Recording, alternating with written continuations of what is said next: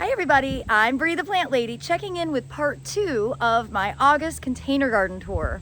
I realized as I was editing that first of all, it was a really long tour and I missed a whole section that I think is worthy of showing you.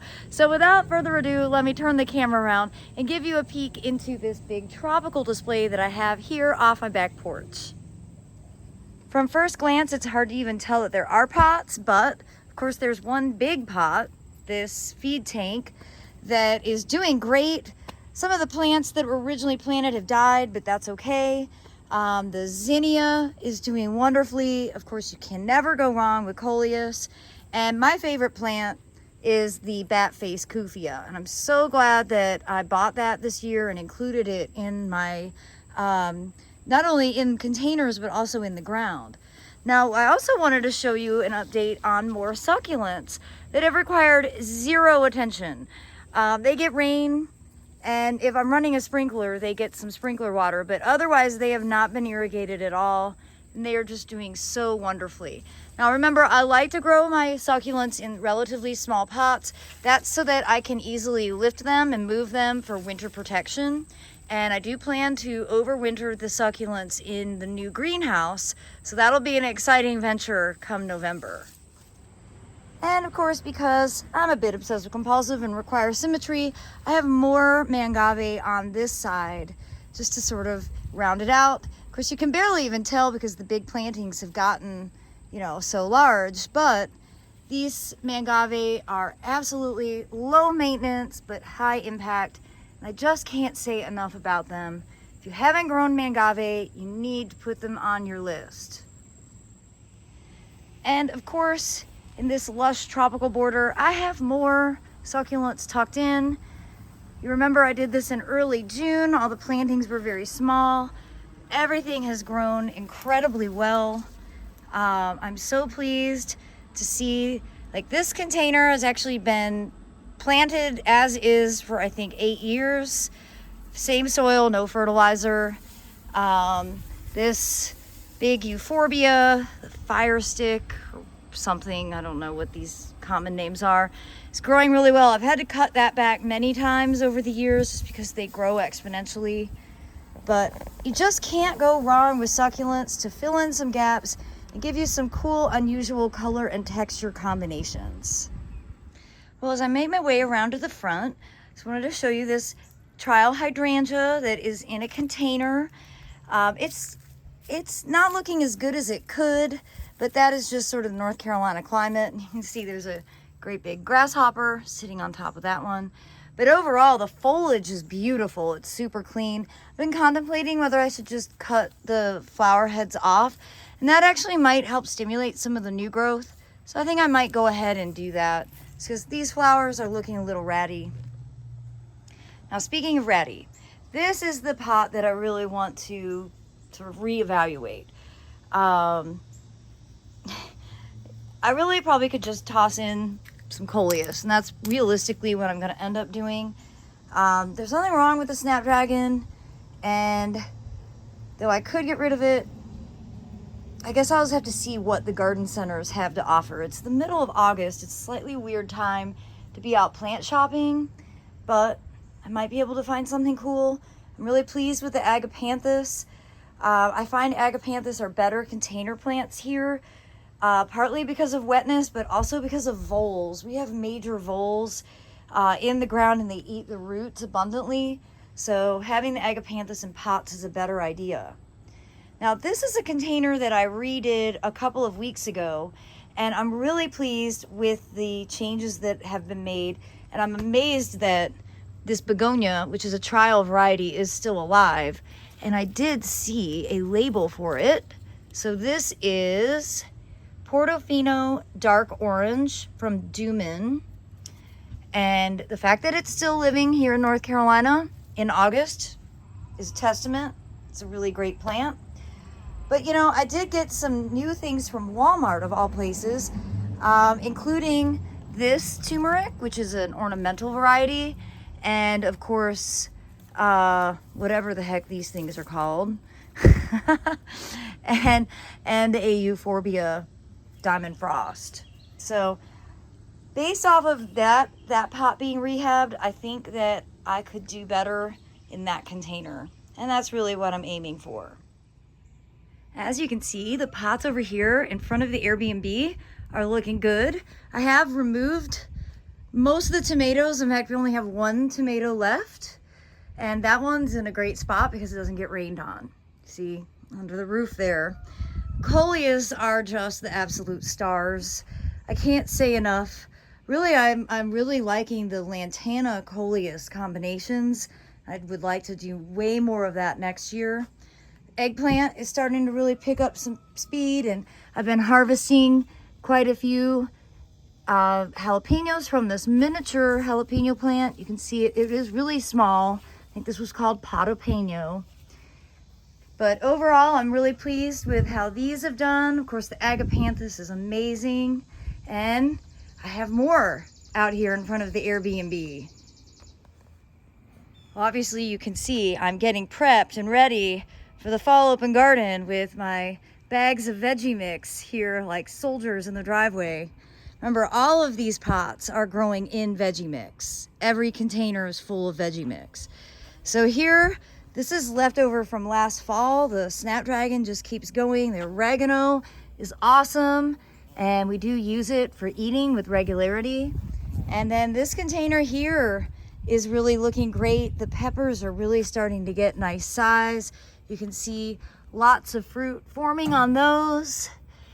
And well, this plant, whose name I don't remember, is okay. It isn't as nice as when I bought it, but that's all right. It's holding in. I'm really excited to show you these rice pots. This is Rex rice, and you can see, you know, they are in their flowering and setting seed stage. I think it's just such an interesting plant. They are pots with no drainage holes. They are holding water. You can see several inches of water here in the pot. And remember, I use the mosquito dunks, the BT dunks, to prevent mosquito larvae from growing in these containers.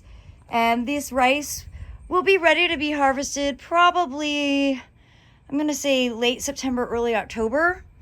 It still has a ways to go for the seed to actually mature. So as we come around back, this pepper, which is hot pepper Piment Fort Skyline Red, is too hot for me to eat. But it's very pretty, it's productive.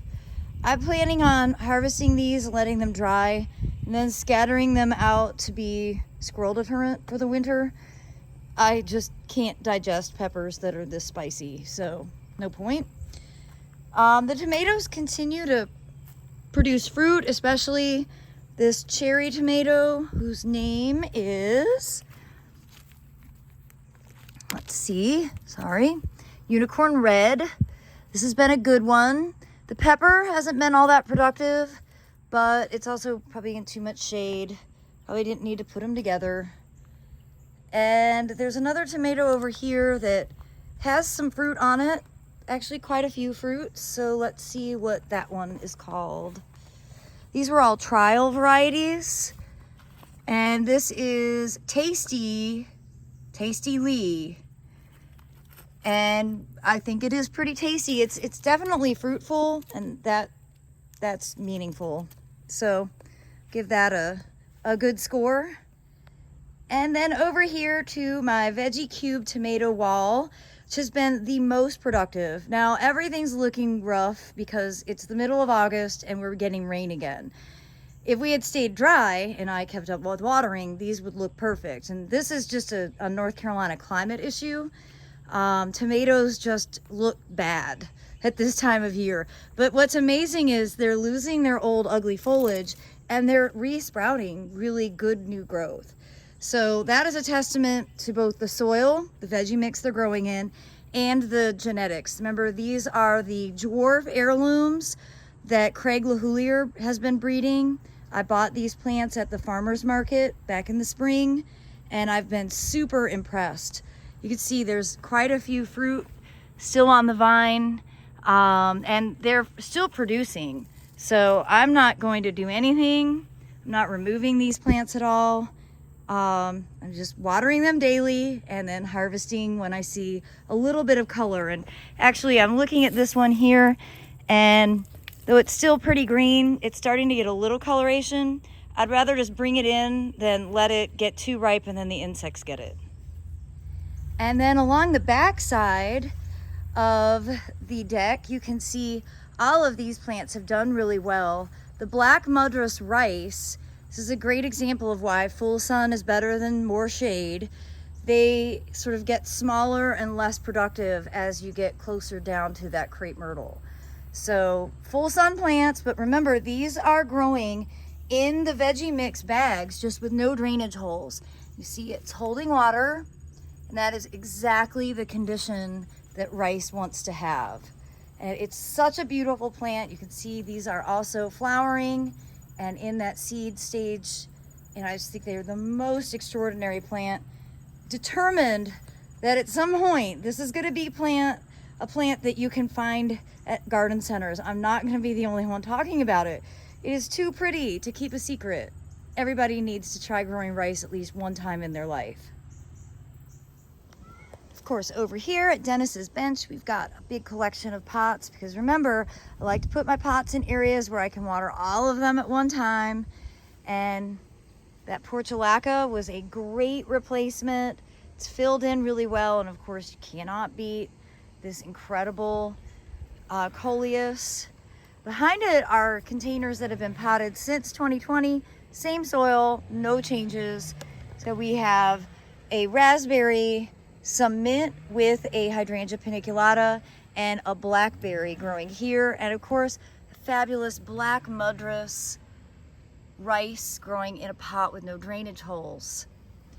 And I'm really pleased to see that the lantana that overwintered in this pot last year is growing like gangbusters. It's incredible. The deer continue to eat the apples, but they're starting to get tall enough that at some point the deer aren't going to be able to reach them. But you could see where they're still nibbling all along the side because they can get to that. But up here where it's out of reach, the apples are doing quite well. But I'd say the real success of all the containers that I have are right here in the driveway. And this doesn't surprise me because that is the door that I enter and exit every time I leave and enter my house. So these plants get the most amount of attention. I notice when they're dry, and well, I think they all have enjoyed the extra heat that they receive as a result of being here on the driveway with all this concrete. And as you can see, turmeric and ginger have really become prominent elements in my containers this year, and they just do so well. I highly recommend them. These are actually turmerics and ginger that I bought from the grocery store and overwintered under the house in the crawl space and then potted. It's probably easier to just buy it in the spring, put them in a pot and let them grow. As you can see, they grow extremely well. They are so beautiful and tropical. And of course, I absolutely adore having the rice here in the middle. It's one of those things that when you tell people you're growing rice in your driveway, they can't help but ask a follow-up question. And for me, that is exactly why I enjoy gardening, is to intrigue people and give them possibilities that they never thought could be achieved. And I think these three pots really do embrace that. Of course, the live wall, the coleus side is incredible. The Mangave are a little out of scale.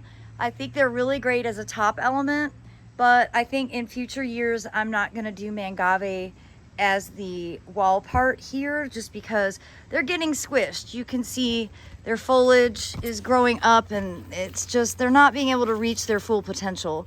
So I've actually been contemplating whether I should go ahead and repot these, get them ready to go into the greenhouse this fall, and get this side of the wall replanted with cool season stuff, things like broccoli and cauliflower that I'd love to get a jump start on.